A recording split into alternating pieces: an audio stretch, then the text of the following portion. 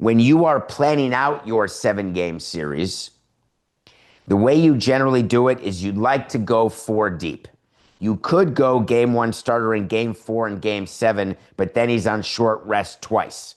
What you'd rather do is have your game 1 starter go game 5, your game 2 starter go game 6, and your game 3 starter go game 7, and then have a 4th starter to pitch game 4. If you do that, you also have your game 1 and game 5 starter. In the Dodgers case, it'll be Blake Snell. You've got that pitcher available out of the bullpen in a game 7 because everyone's available except for the game 6 starter. When the Dodgers were making up their rotation for the Brewers, and congratulations to the Brewers, you ousted the Cubs. We'll get back to the Cubs shortly. But the Brewers and Dodgers start their series tonight. And what Andrew Friedman decided he wanted to do for his rotation, he had Ohtani ready to go for game 1. He had him ready to go for game 5 of the division series, but they beat the Phillies and did not need that. We'll get back to the Phillies in a minute and what happened there over the weekend since our last show. Could have been Thursday night. So, Blake Snell is going to go game 1. Ohtani's not. Dave Roberts told us that what they decided was to have Ohtani pitch 1 game this series, but it would be later in the series. So what I just told you is that a pitcher who pitches 1 game in a series is the game 4 starter. The Dodgers have not announced anything other than Snell and Yamamoto game 1 and 2, but you can bet that they'll go with Glasnow in game 3.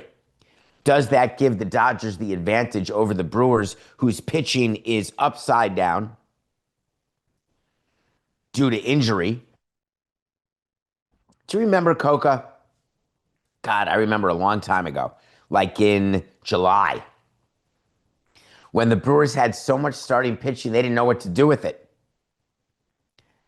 I think they had like 8 starters, and then they had to trade one of them. I think that's how they got Vaughn, who now is their cleanup hitter, doing fantastically.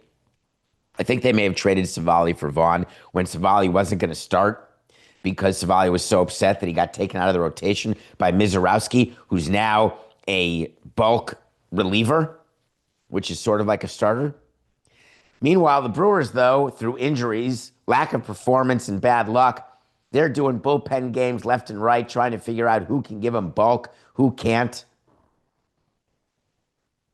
The advantage, you would say, has to go to the Los Angeles Dodgers in this league championship series as they try to win another pennant and win a second World Series in a row, becoming the first team to win consecutive World Series since the Yankees back in 98 through 2000 when they three-peated.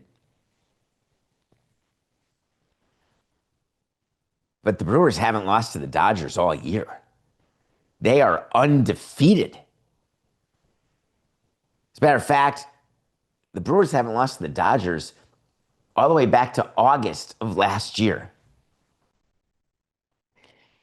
And the correlation between that stat and the outcome of this series is 0. The Brewers don't go into Chavez Ravine tonight. The Dodgers don't go into Milwaukee today saying, we can't beat this team. I forgot Milwaukee. Milwaukee has home field advantage through the World Series. There's no more winner of the All-Star game. There's no more switching off. Now it's the team with the best record. If the Brewers beat the Dodgers, they will host the World Series. It is done by record. The Dodgers don't go into Milwaukee intimidated. They don't go into Milwaukee tonight thinking that they're going to lose the series by any stretch. As a matter of fact, the only reason that the Dodgers have confidence is that Pat Murphy, their manager, was super honest about what's going on in Milwaukee by basically saying, hey, we're going to go Freddie Peralta game 2. We have no idea game 3. And game 1, we're just going to try to find anyone who can actually give us some innings. Talk about pressure on an offense. And the Brewers do get offense from up and down their lineup. But the pressure that is required when you're a manager and frankly, you know exactly what's happening. You know who's going for you. You feel the way you feel. And I've told you before on this show that if you have a great ace, you feel like just score me a run, like the Tigers felt with Skubal. The Mariners every night feel with their starters. And if you've got Drek, you're like, man, I better score 6. All of that is so.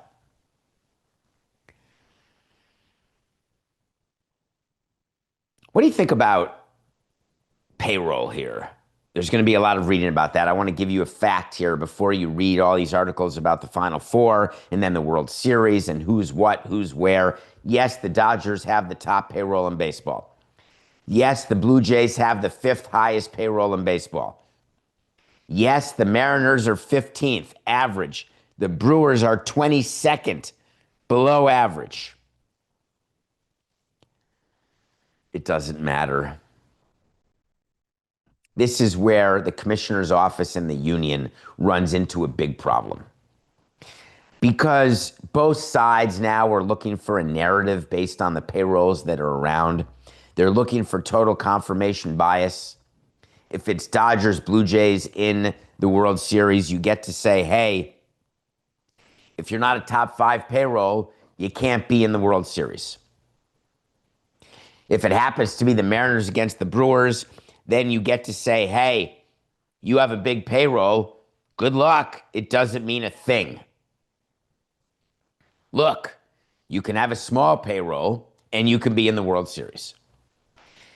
Whatever happens in this Final Four, the narrative that you will read all over the place that will be spewed by the union and by the commissioner's office will be all about simply letting you understand that what you're seeing is not normal. So, for example,